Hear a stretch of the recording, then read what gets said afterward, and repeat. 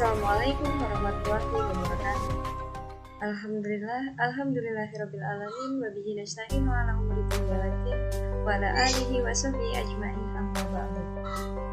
Yang terhormat Ibu Rahmatus Sholehah, Magister Pendidikan, selaku dosen pengampu mata kuliah kajian drama, serta teman-teman yang insya Allah selalu ada dalam lindungan Allah Subhanahu wa Ta'ala. Puji syukur marilah kita panjatkan kehadirat lillahi rabbi Allah Subhanahu wa Ta'ala, karena atas limpahan karunia-Nya lah kita semua masih dapat melakukan perkuliahan meskipun dengan situasi daring dalam keadaan sehat walafiat. Tak lupa salawat teriring salam senantiasa kita curahkan di hari bahan kita, junjungan kita Nabi Abu Muhammad Sallallahu Alaihi Wasallam, yang semoga syafaatnya melimpah kepada kita semua selalu nanti ya Rabbal Alamin.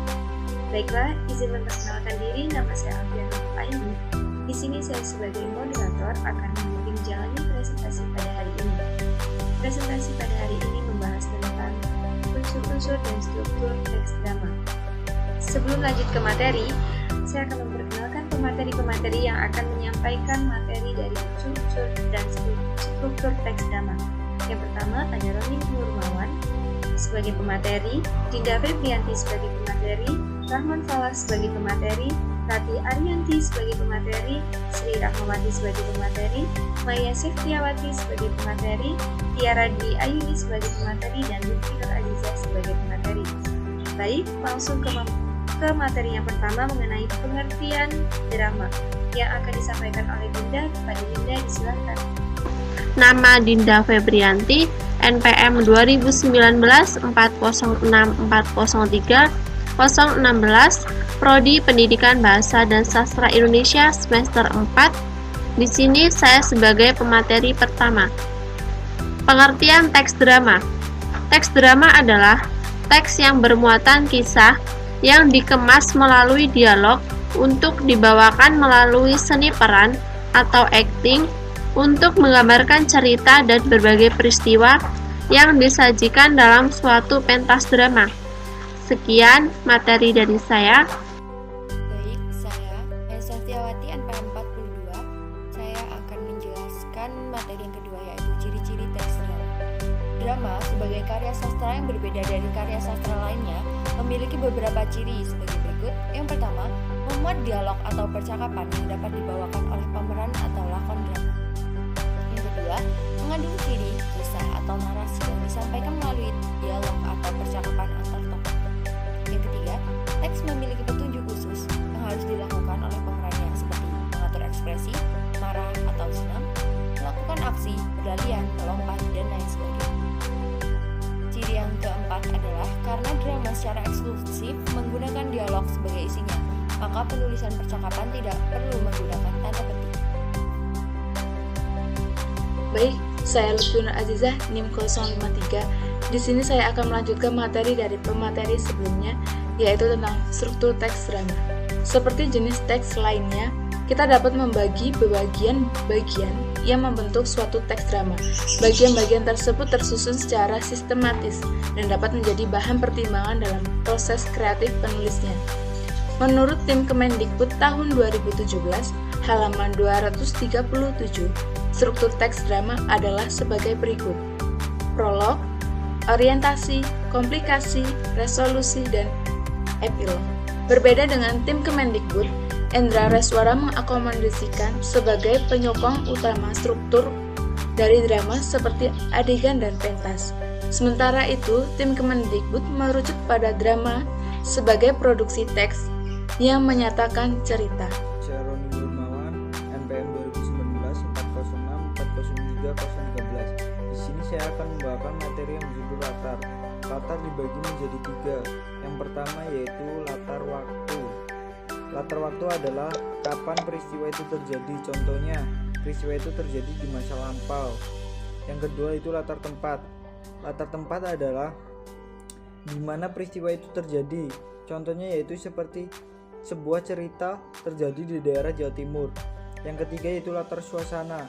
Latar suasana adalah bagaimana keadaan suasana itu terjadi. Contohnya seperti suasana dalam sebuah cerita masih dengan keadaan yang sangat senang dan gembira. Terima kasih. Nama saya Tiara Dwi Ayuni, NIM 046.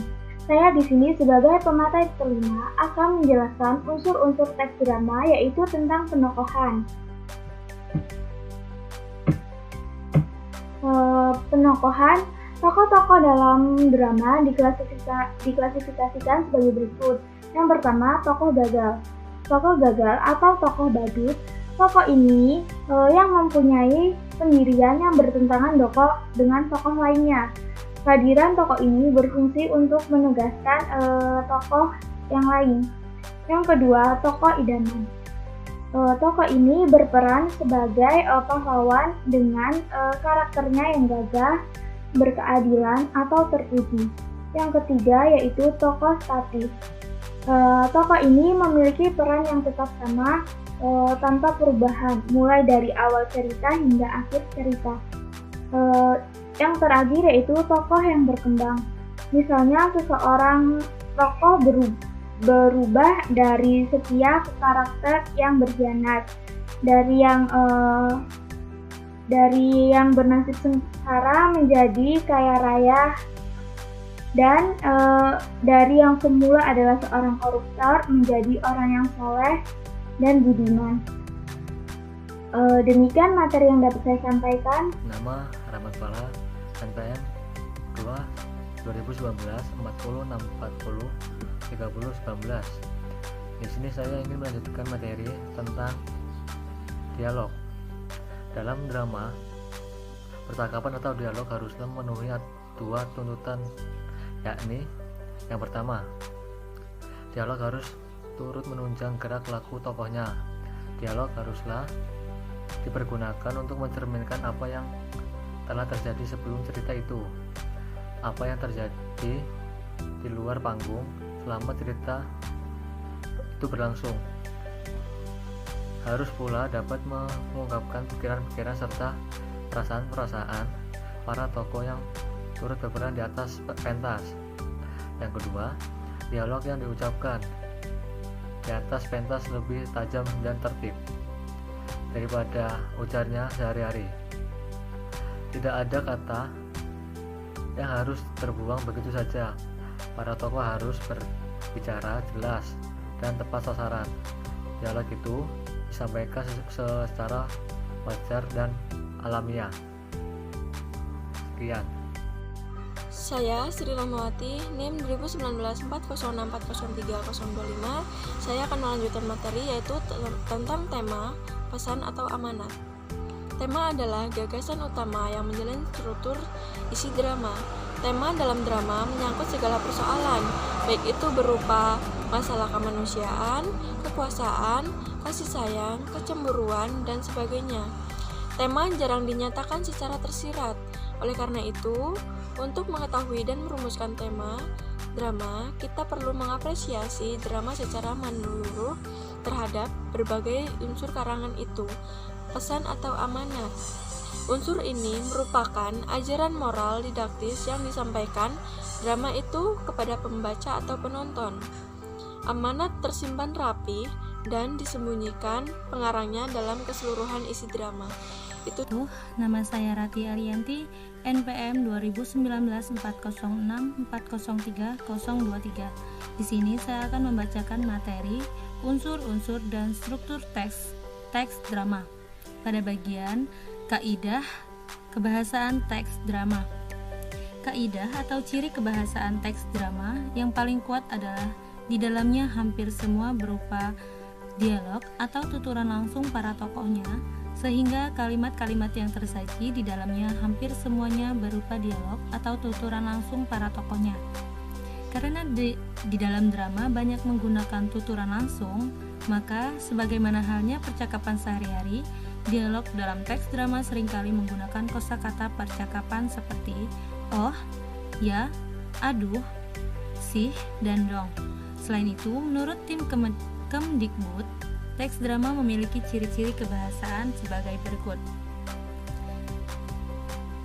Yang pertama, banyak menggunakan kata yang menyatakan urutan waktu atau konjungsi kronologis seperti sebelum, sekarang, setelah itu, mula-mula, dan kemudian.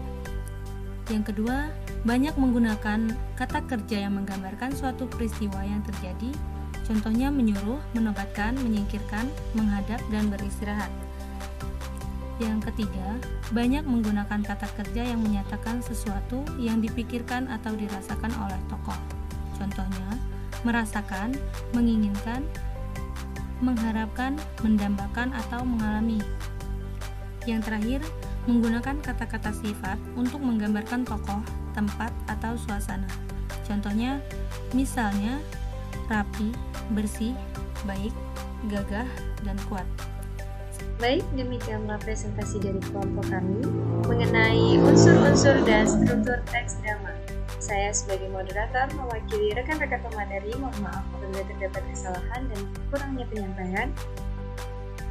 Semoga materi yang disampaikan dapat bermanfaat dan saya akhiri. Wassalamualaikum warahmatullahi wabarakatuh.